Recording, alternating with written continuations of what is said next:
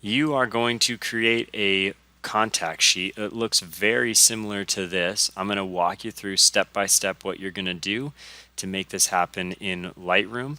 So what you're going to do first is you need to import your photos that you took. So the way that you could do that would be to go to File, go to Import Photos and Video, and then you're going to want to make sure that you find where your images are, or you can drag the folder on top of this window that that you may have downloaded from the internet, from like your Google Drive.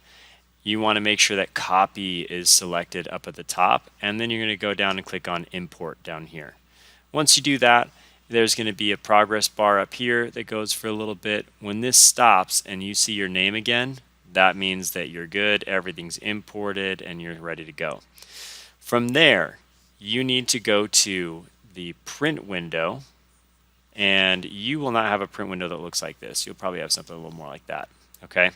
Now, we are going to use a template to help us start this. So I'm going to click on Lightroom templates right here. There's a little arrow. Click on that. Go down. I'm going to find the 4x5 contact sheet. You can actually use the 5x8 too, but we're just going to start with the 4x5. Okay.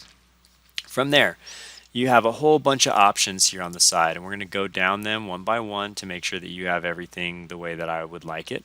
So first off, we're going to do our layout style, and we're going to make sure that this is single image contact sheet. Next thing, image settings. We are going to leave all of these unchecked. Okay. After that, we have our layout. And our layout, we are going to have a space for our name up at the top, right about like that. And then I'm going to make sure that I have 5 rows and 5 columns. I have 4 right now, so I'm going to add an extra column. And then I'm actually going to go, this is like down all the way at the corner. It's going to kind of bug me. So I'm going to go bottom and add just like a little bit of space down there. And maybe a little bit on the right and a little bit on the left too. I'll make those match at 0.12. So from there, I'm going to move on to my next thing. So layout is done. I'm going to go to guides. We can leave guides. Doesn't really matter there. Kind of will maybe be distracting if you see these image cells, because you're going to see these boxes and you're going to think that's what your picture looks like, but it doesn't. So I'm just going to go ahead and turn those off.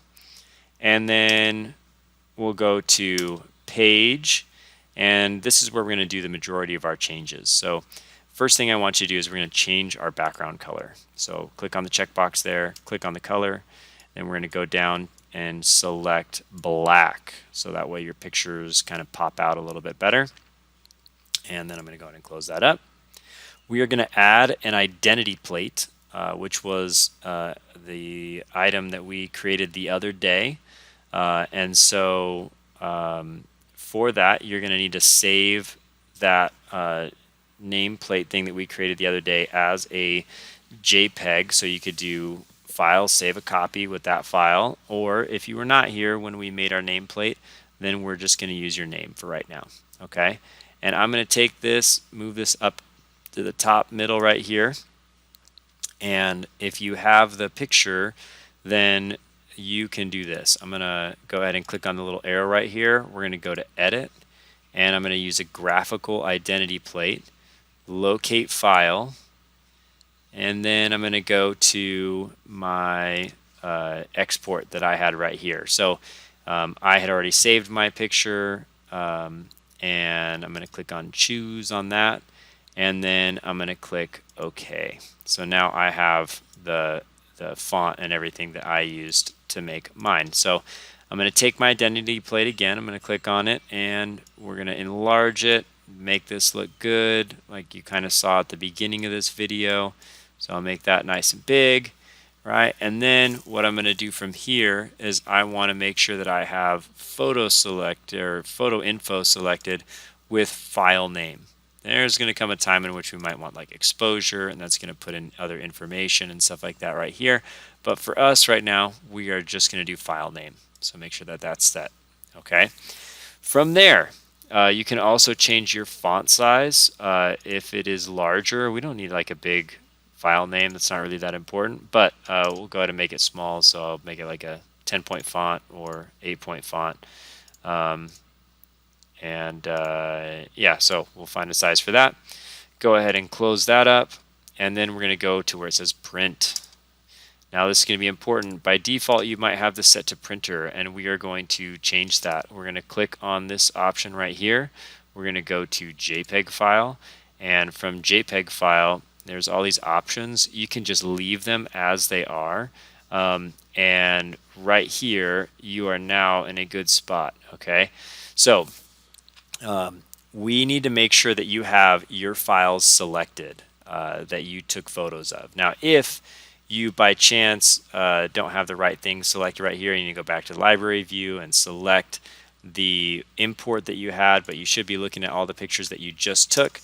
And so I'm going to select those. Okay, you can see right now I have 23 selected, and I'm missing 2 spots right here. So I'm going to still hold my shift key, click, add those on, and now I have all 25 photos selected. So click on the first one, hold shift, click on the last one. You should have a minimum of 25. If you have more, it'll just add another page to this whole thing. Not really a big deal. But with all those selected, I'm going to go print to file, and then I'm going to choose where I want to save this. And you want to save this on your documents folder.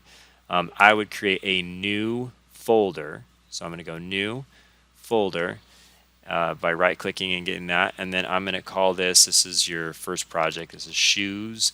So I do that. And then I'll open up that file. We'll go file name. This will be shoes contact sheet. Okay. And then I'm going to go ahead and hit save. From there, I now have in Windows Explorer, if I go to my documents and I go to my shoes folder, I now have a contact sheet right here, which is what I want you to turn in to Canvas for your photo check. So you'll take and upload this file into Canvas. All right. Enjoy.